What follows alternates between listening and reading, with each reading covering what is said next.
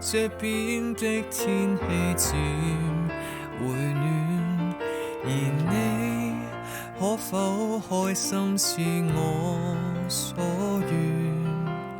當你話給我成全，要跟他好好去戀，無謂繼續去周旋，怎麼今天總要再埋怨？和他一起都想你太心亂，假設什麼也還原，難道會是大團圓，還是噩夢在開端？而既然分開了，何必又想打擾？為何愛人掉低了，才來明白對方緊要？而既然分開了，問好亦不必要。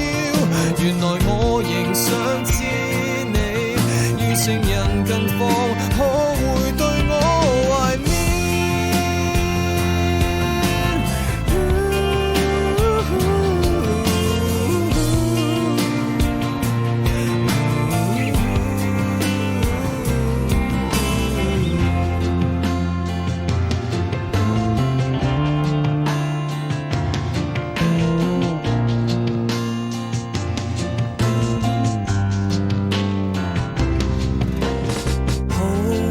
即使他跟你鬧情變，而我會否即刻到你身邊？不會吧，狠心笑了，如昨天這麼要好，隨便也敵過驚險。而既然分開了，何必又想打擾？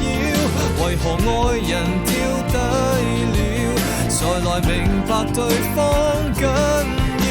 而既然分開了，問好亦不必要。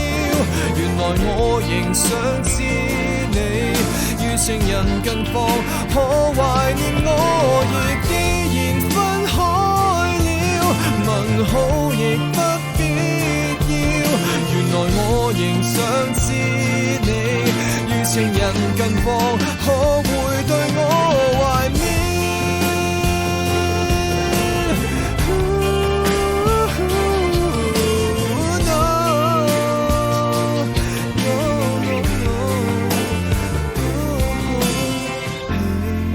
這邊的天氣漸回暖，而你可否開心似我所